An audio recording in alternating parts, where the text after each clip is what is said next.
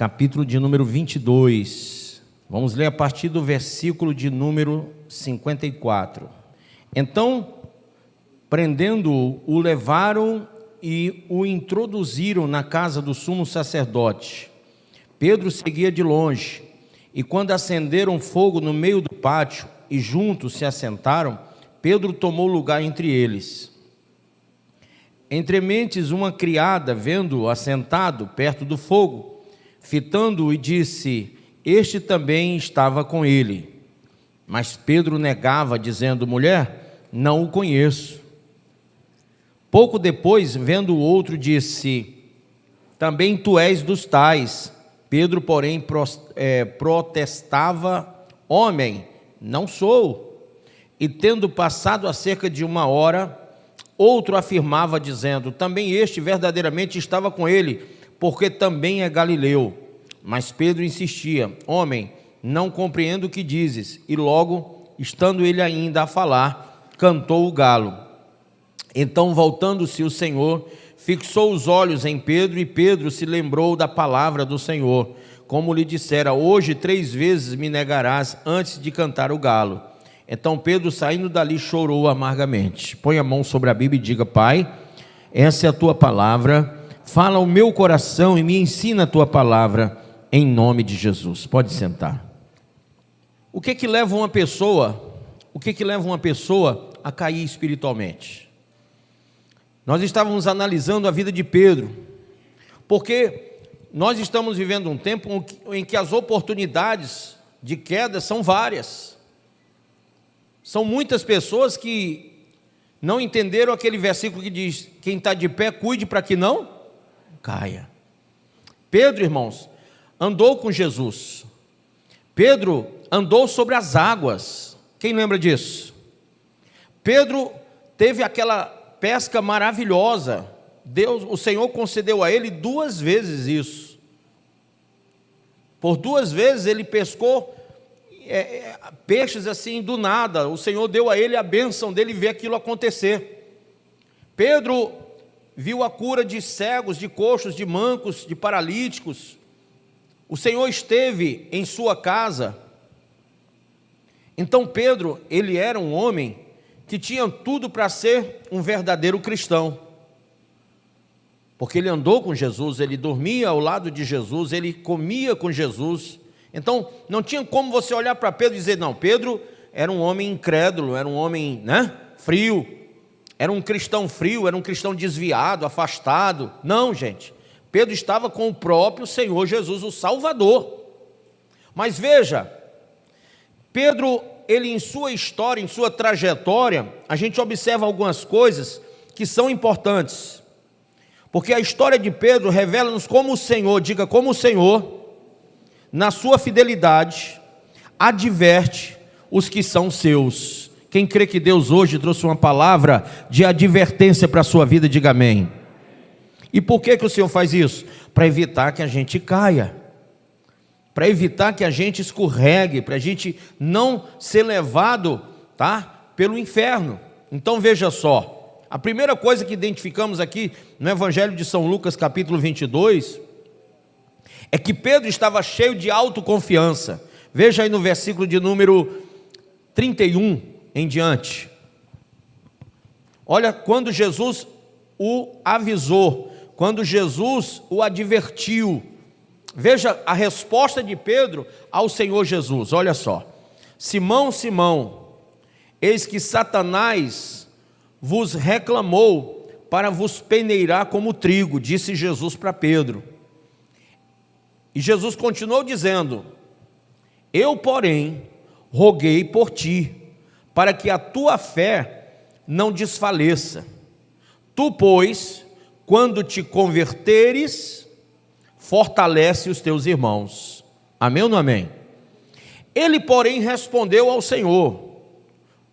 Olha que autoconfiança: Senhor, estou pronto a ir contigo tanto para a prisão como para a morte. Será? Será que essa autoconfiança era boa? Tem gente que declara coisas para Deus que não são verdades. Tem gente que diz para Deus: Senhor, eu estou pronto para ir contigo, para ser preso por ti, para ir até a morte contigo. Mas não é verdade. E Jesus, ele conhece, porque Jesus é a verdade e a vida, amém?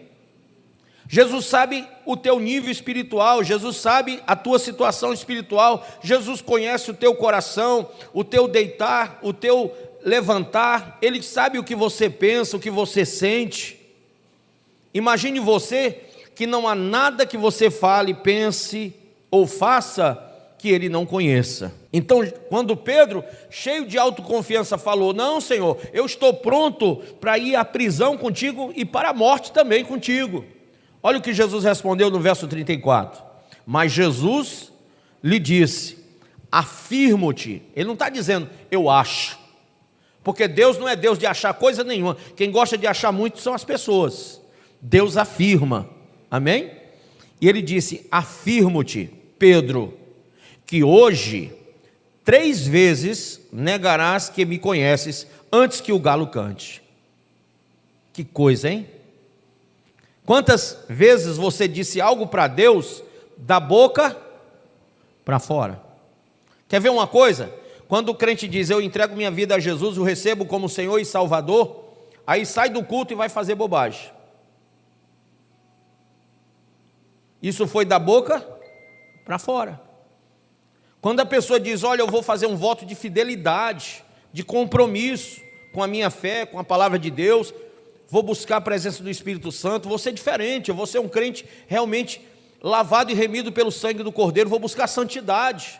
Chega de mundanismo, chega de prostituições, chega de drogas, de bebidas, chega de coisas erradas na minha vida. E você vem até a frente e fala para Deus isso.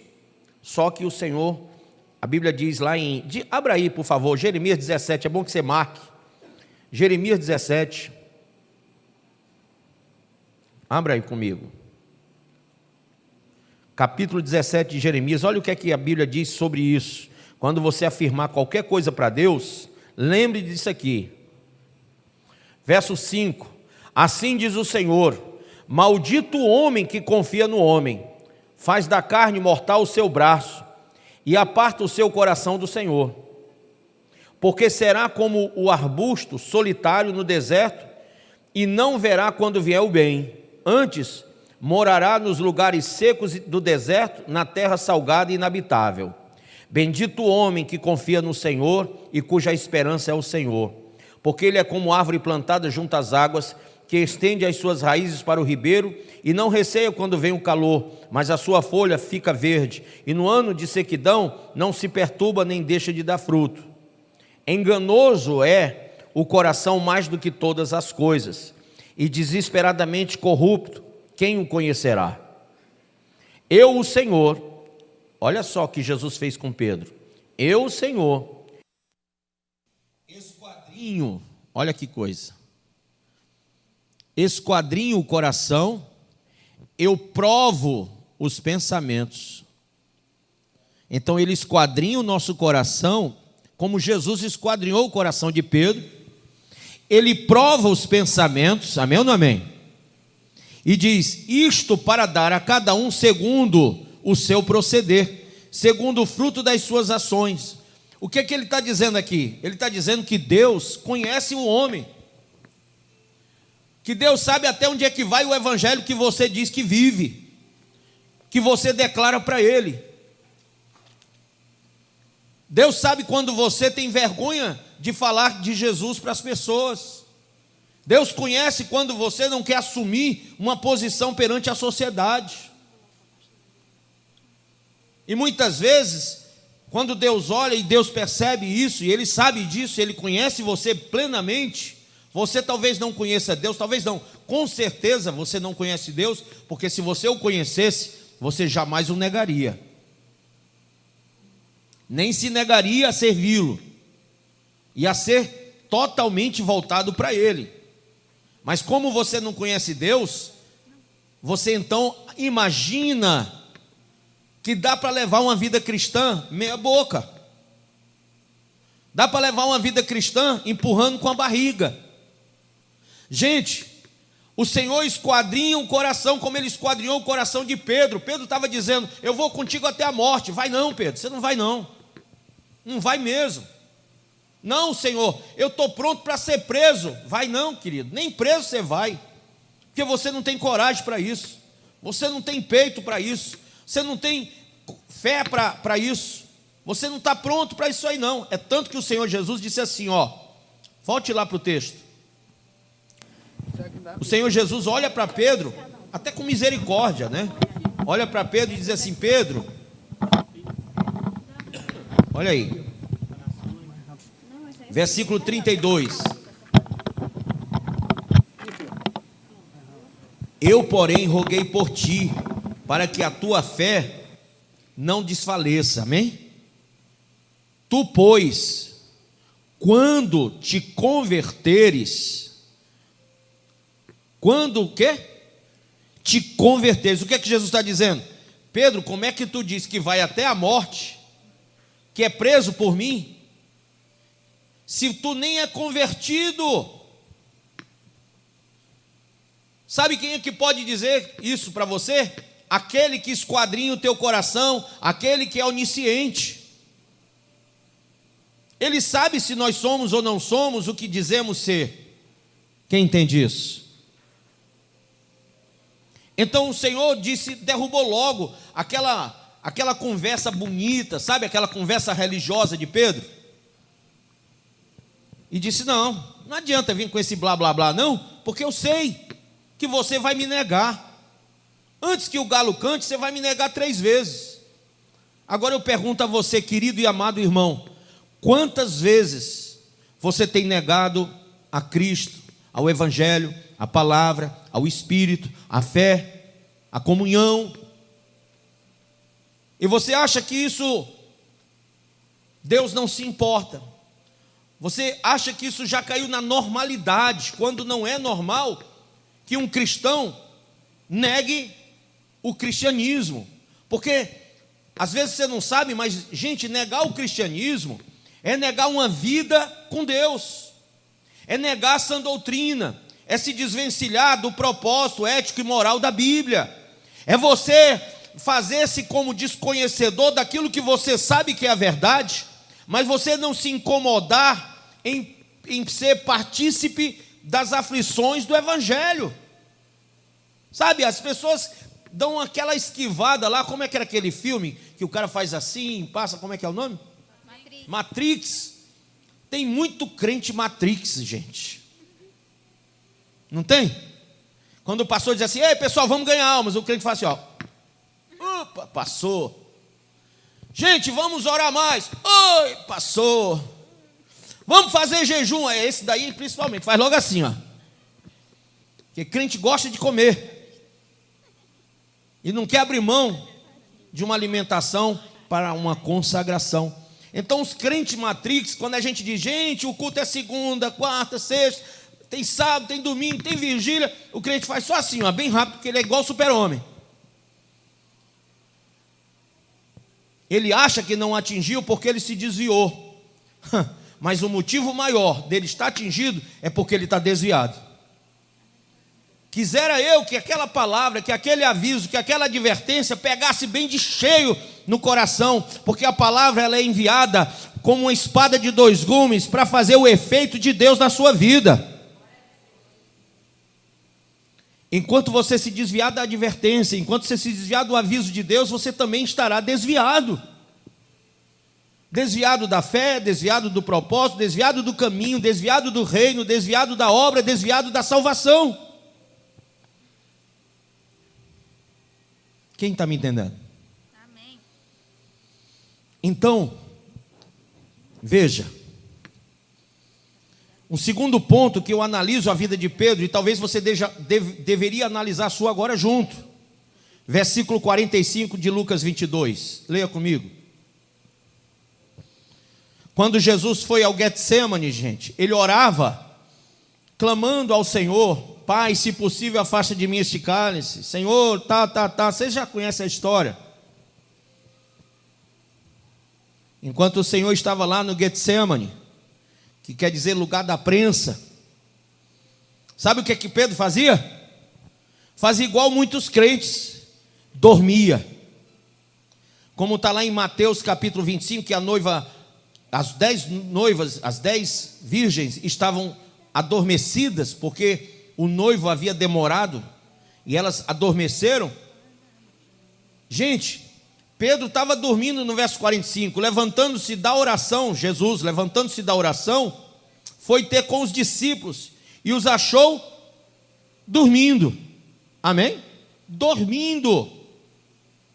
Gente, Pedro estava dormindo. Como é que esse homem, na hora da oração, no vale da prensa, num lugar de choro, de pranto, Jesus estava ali, derramando lágrimas de sangue, suor, o suor dele era sangue puro, saindo pelos poros. A Bíblia diz, aí no texto anteriormente falando, o texto fala que ele estava derramando sangue pelos poros.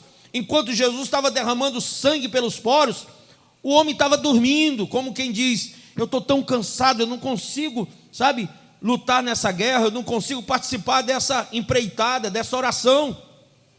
Quantos crentes a gente diz, vamos para a vigília? O crente diz, não posso, eu tenho que trabalhar amanhã cedo, tenho que dormir.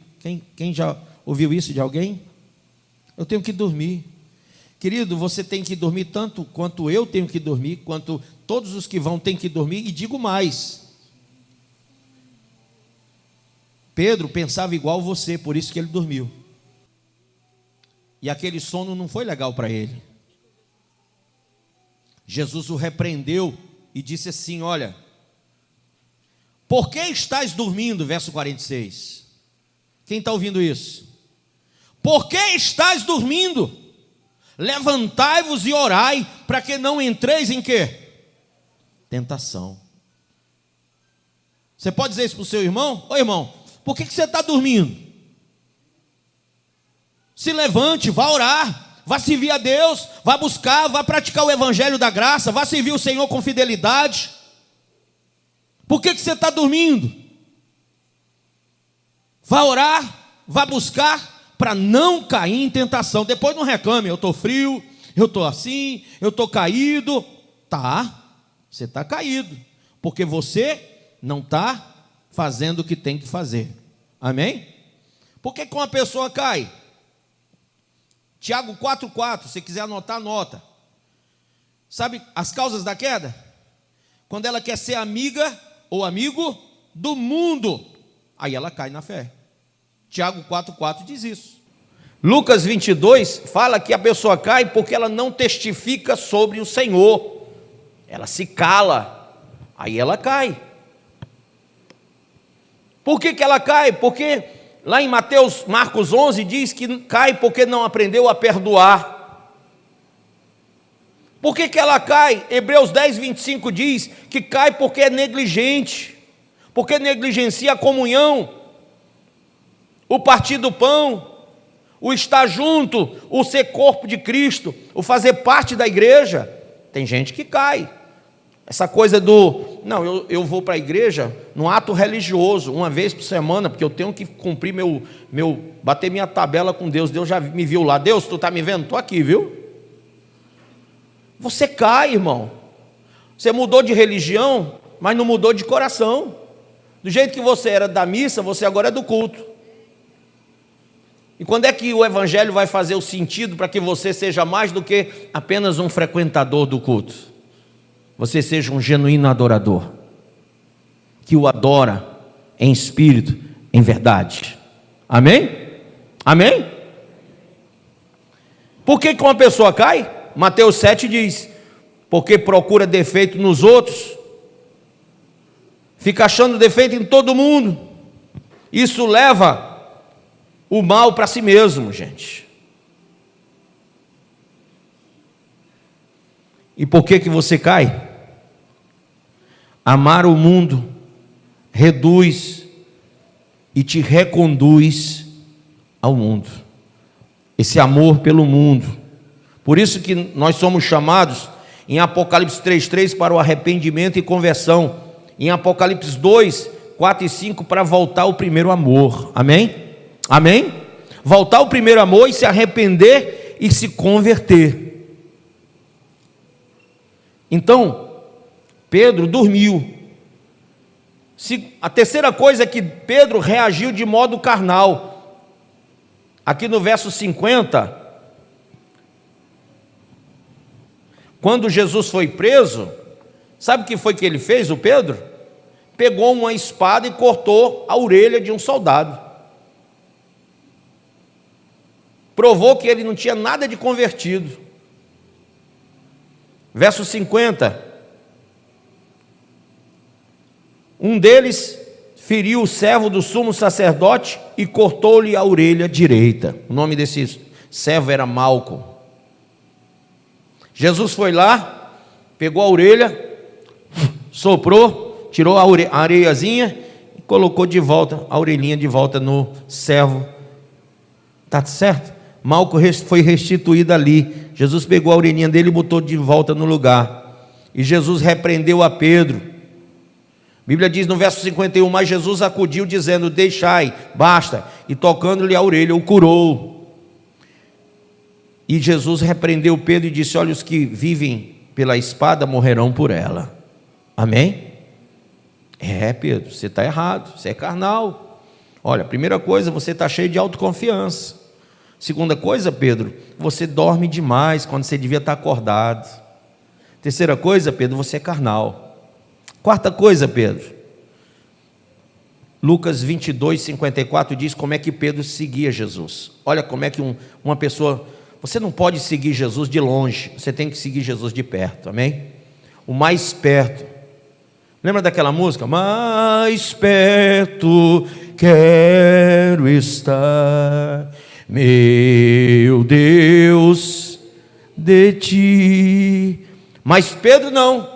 Ele seguia Jesus de longe, com medo das pessoas o identificarem. Verso de número 54. Então, prendendo-o, o levaram e o introduziram na casa do sumo sacerdote. Diga comigo, Pedro seguia de longe. Opa, mas não foi ele que disse que seria preso e morto por Jesus? Mas estava seguindo de longe, com medo. Diga para o seu irmão do lado, crente não pode seguir a Deus de longe.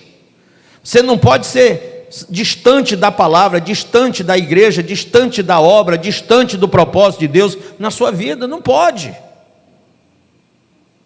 Provérbios capítulo 18 diz que aquele que se isola, busca o seu próprio interesse e se insurge contra a verdadeira sabedoria.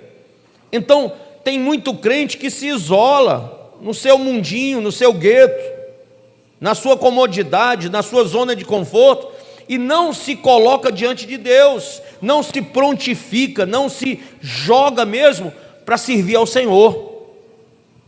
Você acha que o Senhor vai vir buscar uma igreja que o serve de longe? Ou uma igreja que o serve de perto? Quem está perto sofre as mesmas aflições que Jesus. Quem está de longe só ouve falar. Quem entendeu isso? É muito bom você chegar e ver a igreja toda pronta para você sentar e cultuar, mas você sabe o preço que foi pago? Você sabe o quanto se sofre para chegar aqui? Você está tão longe que você não entendeu ainda o preço que você deve pagar pelo Evangelho da Graça, amém? Essa Bíblia que você carrega na mão, que às vezes você usa e às vezes não, tem crente que tem vergonha da Bíblia e agora só quer usar celular. Essa Bíblia custou o sangue de muita gente para ser traduzida. Gente foi decapitada, gente foi queimada viva, gente foi apedrejada porque traduziu a Bíblia que você hoje não quer carregar na mão. Então, irmãozinho, você está tão longe que não entende isso. Quem entendeu o que eu estou falando? Não é uma distância física apenas, é uma distância intelectual, é uma desinformação total. E quem não conhece Deus está longe dele, porque só quem está perto o conhece de verdade. Eu posso dizer que só me conhece quem anda comigo. Quem não anda comigo pode até me conhecer de ouvir falar, mas não me conhece de verdade. É ou não é verdade? Quinta coisa, gente, versículo de número 55 diz: E quando acenderam o fogo no meio do pátio e juntos se assentaram, Pedro tomou lugar entre eles. Gente, presta atenção. Ele se assentou com os ímpios. O que é que diz lá no Salmo 1, verso 1? O que é que diz? A gente pode se assentar na roda do escarnecedor, gente? A gente pode sentar com eles, conversar com eles, viver com eles o tempo todo? Pode, gente? Não, mas tem muito crente que tem prazer em estar no meio dos ímpios. A Bíblia diz no Salmo 1, verso 1: abençoado com felicidade é o homem que não segue o conselho dos ímpios, não se deixa influenciar pela conduta dos pecadores, nem se assenta na reunião dos zombadores. Amém? Mas aí você diz: não, foi fulano, meu amigo, que me convidou, foi fulana, minha amiga, que me chamou, e eu não posso negar esse convite. Mas a Bíblia diz que é abençoado. Qual é o contrário de abençoado? Qual é o contrário? Se é abençoado quem não anda com eles, então quem anda com eles é o quê? Amaldiçoado, ou não é? Então, seja inteligente nessa hora. Você viu, Pedro sentou-se no meio dele. Gente, isso foi terrível para a vida de Pedro. Há um texto na Bíblia, lá em 1 Coríntios 15, eu acho que é o 15:33, que fala que nós não podemos, as más conversações corrompem os bons costumes. Pedro não era para sentar ali, mas ele sentou-se. Então foi outra forma, um outro degrau para Pedro cair na sua vida espiritual. Sexta coisa, quando em Lucas 22:58 diz assim, pouco depois, vendo o outro, disse: também tu és dos tais. Pedro, porém, protestava: homem, não sou. Então Pedro mentiu, gente. Pedro se escondeu atrás de mentira: não sou, eu não conheço ele, eu não sou quem vocês estão pensando que eu sou, eu não conheço esse Jesus. Mentindo.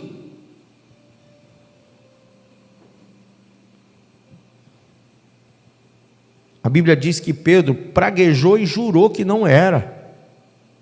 Outra queda.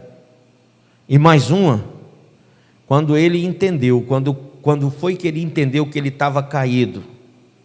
Porque tem muito cristão que cai e nem percebe que caiu, acha que está tudo bem. Mas a Bíblia diz aí, leia comigo. Verso 60, mas Pedro insistia: homem, não compreendo o que dizes. E logo, estando ele ainda a falar, cantou o galo. Cantou o galo. Ele tinha negado aí a terceira vez e o galo cantou.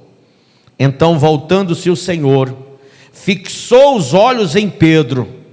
Jesus estava lá no meio do sinédrio, mas Pedro estava próximo no pátio. E Jesus ouviu o galo cantar, e Jesus sabia que Pedro tinha negado ele 3 vezes. Então Jesus voltou os olhos para Pedro. E Pedro, quando viu os olhos do Senhor fixados nele, Pedro se lembrou de quê? Da palavra. Sabe quando você se lembrar da palavra, você vai se lembrar que você caiu. Porque quem não se lembra da palavra, acha que está tudo bem. Mas quando ele olhou e viu Jesus olhando para ele, ele lembrou da palavra, da advertência. E a Bíblia diz que nessa hora, o Senhor, que Pedro percebeu, Pedro saiu dali, verso 62, chorando amargamente, porque ele havia percebido que estava caído. Viu? Caído. Uma vez sobre as águas, ele duvidou e afundou, mas Jesus colocou a mão e levantou Pedro das águas. Agora Pedro estava caído, mas não era afundado em águas, nem no chão. Ele estava caído porque o seu coração havia enganado ele. Ele se deixou ser enganado pelo seu próprio coração. Ele declarou coisas que não eram verdades. Não só nas 3 negações, nas 3 vezes que ele negou Jesus, mas quando ele falou para Jesus que morreria e seria preso, era mentira. E eu quero hoje chamar você, irmão, para que você evite uma queda maior. Você tem que olhar agora para dentro de você. Você tem que se autoanalisar e perceber quantas vezes você tem negado ser aquilo que Jesus chamou para que você seja. Amém? Diga: Jesus me chamou para eu ser justo, santo, puro, verdadeiro, fiel. E se você tem negado o chamado, você tem negado a Cristo. Você tem negado o Evangelho. Quantas almas você está ganhando? Nenhuma. Porque se você estivesse ganhando, elas estariam aqui, sim ou não? É ou não é? Se você não está ganhando, você está negando Jesus. Porque foi Ele que disse: ide por todo mundo e pregar o Evangelho a toda criatura, e façam discípulos e batizem eles. Você está negando o Evangelho, o chamado, a santa comissão. Você sabia que a Bíblia diz que a árvore que não gerar fruto será cortada e lançada onde? No fogo. Que fogo é esse? Na ira. Que ira é essa? Na tribulação. Tanto o crente que diz que vai ser arrebatado, não ganha uma alma para o Senhor e diz que vai ser arrebatado, confiado em sua justiça própria. Não, Jesus não vai me condenar, Ele me ama. Gente, não relativize Deus, Ele continua sendo Deus. Não relativize a palavra, a sã doutrina, ela continua verdadeira. Não é do seu jeito. Hoje o pós-modernismo implantou na mente dos cristãos que eles podem, que a verdade está neles e não em Cristo, e não na palavra. Então você acredita pela sua verdade que Deus te ama e vai perdoar do jeito que você é e deixar você livre da ira. Mas ainda que um anjo desça do céu e te diga isso, eu te digo, é anátema, é maldito todo aquele que contraria a palavra de Deus. Duralex é dilex. A lei é dura, mas tem que se cumprir. E a palavra vai se cumprir ainda que você duvide dela. Quando Ele vier, Ele vai buscar os fiéis, os verdadeiros, os que estão de pé e não os que estão caídos. Por isso, o conselho que Jesus te dá hoje, e a mim e a você: levanta, ora, para não cair em tentação. Vai fazer a obra de Deus, irmão. Vai ser útil. Vai buscar o Senhor. Vai ser corpo. Qual é a parte do seu corpo que você não precisa contar com ela? Me diga, por favor. Tem alguma? Algum dedo, alguma mão, algum pé, um braço, uma perna, que você pode desprezar e dizer: bispo, pode cortar que isso aqui para mim nada é a mesma coisa. Tem? Não, né? Pois como corpo de Cristo, nada pode ser desprezado. Amém? Você não tem funcionado como corpo. Sabe? Jesus quer pegar como uma galinha que traz os pintinhos para debaixo da asa. Ele quer que as pessoas se convertam. E talvez você seja uma parte da asa que não está esticada para fazer isso aqui, ó. Porque simplesmente você disse que não quer, ou que não sabe, ou que não pode, ou que não tem tempo. Mas de um jeito ou de outro, isso é queda espiritual. Você precisa parar com isso, porque nós entramos no período da volta de Jesus. Amém? Eu não sei se passaram aqui, a semana, o vídeo de um genocida da nova ordem mundial, que ele declara, olha só, no vídeo ele declara que, na vigília, eu até passei lá na vigília, que em 2015, ele diz: olha, quando nós tínhamos no planeta 3 bilhões de habitantes, havia necessidade que 2 bilhões morressem para ficar 1 bilhão. Em 2015 tinha 7 bilhões, e ele declarou em 2015, olha só, Nós estamos em 2023, chegamos a 8 bilhões, viu, de habitantes. Mas em 2015 ele disse, agora temos que matar 7 bilhões, para que fique só 1 bilhão. A nova ordem mundial quer que morra 7 bilhões de habitantes. Eu não estou, aqui não é teoria da conspiração, não. Tem um vídeo, um congresso da nova ordem mundial, um cara que é da Malásia, que faz parte da ordem, e ele diz em alto e bom som, e é aplaudido, dizendo que o pessoal tinha que morrer de guerra, de peste ou de fome, e que tinha que evitar que nascesse mais pessoas. Aborto e o quê? Esse é o projeto da nova ordem mundial. O governo mundial já está posto aí, e eles são totalmente contrários ao que nós pregamos. Eles estão destruindo os conceitos e princípios e valores para que você seja um doidivanas e não tenha nenhum princípio moral e ético. A igreja está sempre te chamando para se converter, para se purificar, se santificar, para cuidar, adornar o teu coração e se tornar um cristão de verdade. Então, o que impede o anticristo de assumir esse planeta é a igreja. Mas a igreja já vai ser tirada. E o que vai ficar é um povo que vai sofrer muito. 7 anos de muita tribulação. Entende? A Bíblia diz que ele não pode se manifestar antes que isso aconteça. Primeiro tem que ser tirado aquilo que o impede. O que o impede é a igreja. Essa igreja que prega a sã doutrina, o evangelho da graça. Amém? Tem alguns irmãos que dizem assim, mas bispo, a Bíblia diz que Jesus só virá quando esse evangelho for pregado, o evangelho do reino, for pregado para o mundo todo. Quem já leu isso lá em Mateus 24? Só que lá está falando o evangelho do reino. E o evangelho do reino é o evangelho que é pregado durante os 7 anos da grande tribulação. Nesse evangelho do reino se prega que Jesus virá para reinar o milênio. Por isso que é chamado evangelho do reino. Nós hoje pregamos o evangelho do arrebatamento, que é o evangelho da graça, o evangelho da salvação. Esse é o evangelho de agora, antes do arrebatamento, antes da grande tribulação. Evangelho do reino durante os 7 anos da grande tribulação.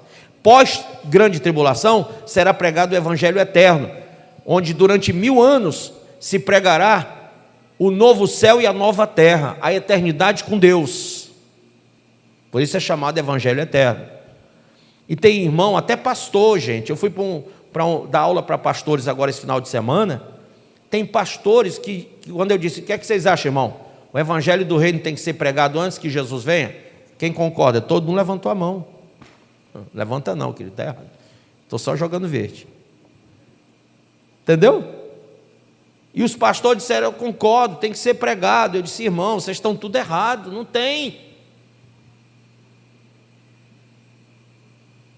E aí eu dei uma aula para eles lá. Quando eu terminei a aula, sabe o que eles disseram? Bispo, por favor, volta aqui.